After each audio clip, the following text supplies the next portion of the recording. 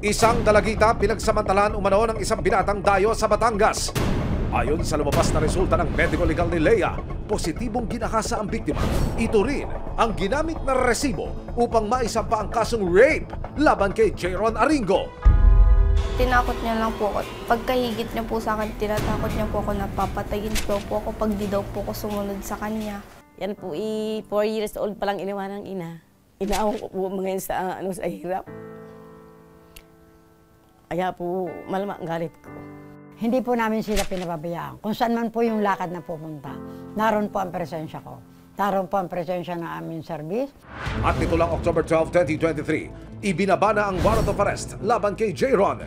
Dito na umaksyon ng PNP, Criminal Investigation and Detection Group, Detection and Special Operations Unit o CIDG-DSOU.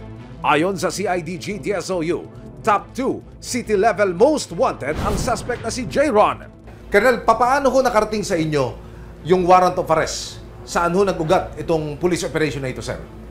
Isang confidential informant na lumapit sa ating opisina. Binigay niya lahat yung mga detalye. Binirify natin sa ating e-warrant system yung pangalan. Doon, lumabas na may existing na warrant of arrest yung ating accused. Ayon sa nakalap nilang tip mula sa isang asset, nagtatago raw si JR sa isang apartment sa Quiapo. Wow, kuya! Magdasal ka na! Banda dito sa may kaliwa. Pag may nakita tayong bakery, dyan na yan. Dahil gagalugarin niya ng mga otoridad. Paano nyo natuntun itong suspect mula po sa Batangas City? Paano nyo siya sinurveillance? At paano nyo nadiskubre na narito po siya sa lungsod ng Maynila? Bali, ito ay mga 2 linggo lang namin minanmanan dahil bago pa yung warrant of arrest. Nahirapan ba ang tropa? Hindi naman dahil siyempre may confidential informant tayo. So may nag-feed ng information. Kaya naman itong November 8, 2023, pinuntahan na ng mga operatiba ang itinurong bahay ng suspect. Minanmanan ng mga otoridad ang lugar. Kung positive, babalikan kita. Iiwan nila. Oo, wala. Ilang saglit pa, biglang lumabas ang suspect na caretaker. Huli ka, kuya! KDG kontrami lang. Ha? Alam mo naman siguro na. Apo. Alam mo ba ang pag-iingat sa mga ganitong pwede ka rin magkaroon ng kaso, pwede ka rin makulong. Habang nagpapaliwanag ang operatiba, si Jayron biglang may isiniwalat. Okay naman po ako. Sa akin nakis na naman po. Nakipag-ayos na rin po. Ngayon nakipag-ano na rin naman po sa akin. Ngayon okay naman po. Paliwanag naman ang kinakasama sa bahay ng suspect. Wala raw siyang alam sa kaso ng binata. Hindi ko nga din Idiniretso sa PNP CIDG DSOU si Jayron. Nakapanayam ng resibo ang suspect. Ayon sa kanya, kaibigan daw niya ang kapatid ng biktimang si Lea, kaya niya ito nakilala. Kasi sila yung tumatambay sa bahay. Kumbaga nakitropa sila sa akin. Pag naghahakot kami, doon pa natulog nga po sila doon eh. Marami po sila doon, mga magkakabarkada po. Sa kasong ibinibintang sa kanya, ang masasabi lang niya. Wala po, no comment po ako doon. Tinanggi rin niyang pinagbantaan niya si Lea. Wala po akong pinagbabantaan tao. Wala po. Pero humingi siya ng tawad sa biktima. Kung ano po yung nagawa kong kasalanan, sorry po, yun lang naman po. Kung may nagawa man po sa akin ng kasalanan, humingi na lang po ang kapatawaran. Haharapin ko naman po kung ano yung sinabi. Ay naman po, di naman po ako nagtago eh. Sagyang nagtrabaho lang din po ako. Nakaharap sa kasong rape o paglabag sa Republic Act 8353 o Anti-Rape Law ang binatang si Jayron. No bail ang kasong ito at pwede siyang makulong ng mahigit 20 taon kung siya'y mapatunayang nagkasala. Sakali pong mapatunayang may sala, sakaling mapatunayang guilty, ano po ang karampatang parusa para sa suspect? Naku, mabigat po yung parusa niyan. Papasok po sa reclusion perpetua. Ano ibig sabihin nun? Makukulong yan ng more than 20 years and 1 day. Sa pagkakahuli kay Jayron, gumaan daw kahit paano ang pakiramdam ni Lola Mirna. Siyempre po natutuwa, panatag na yung loob niya, wala nang kinatatakutan, nahuli na. At para naman tulungang maghilo mga sugat ni Lea sa pangyayari. Nakaagapay ang Violence Against Women and Children o VAUCI Committee sa kanilang barangay para tulungan siyang makapagsimula muli. Kasi nga po, magano po yung loob ko, magano po sa pakiramdam. Sapat na po sa kanyang nahuli po siya. Yung pagbabayaran niya po yung mga ginawa niya. Sa kauna-unahang pagkakataon, inilunsad ang serbisyong resibo.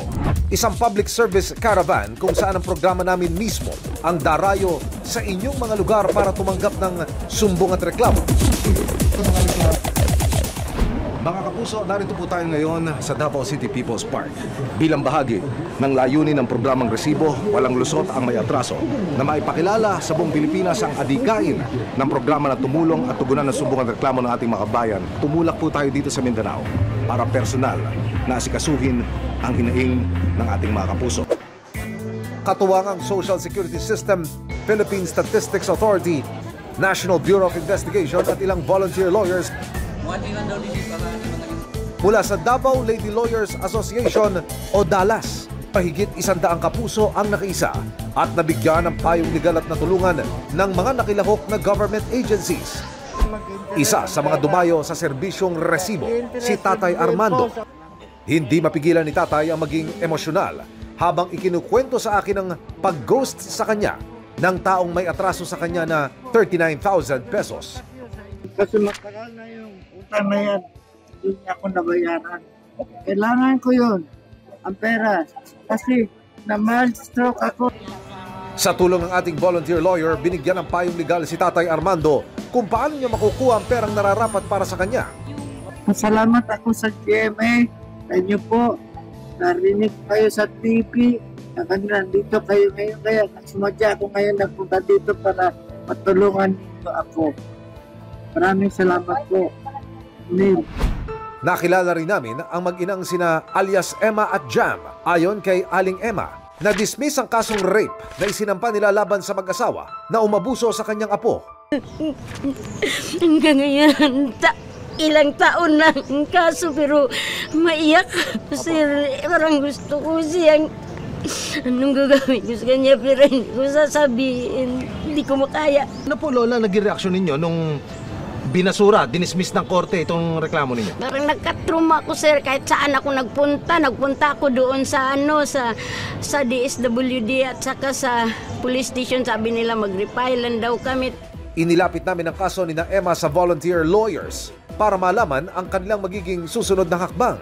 Pinayuhan kami pumunta doon sa yung lawyer sa IBP. Tapos, Integrated Bar of the Philippines. Oh. Pero dito sa Davao. Opo. Sa Tagum daw kami kumuha noon. Tinawagan na ni yung attorney doon na mag-asikaso sa amin. Ang mga kaso ni Tatay Armando at Nanay Emma, ilan lamang sa mahigit 100 hinaing at reklamo na ating tinugunan sa serbisyong resibo. Mga kapuso, magkita-kita tayo sa susunod na serbisyong resibo. Dahil anumang reklamo, sa abot ng aming makakaya, bibigyan namin ng tugon. Bawat hinaing at problema, hahanapan namin ng solusyon. May aksyon, may ebidensya, resibo, walang lusot ang may atraso.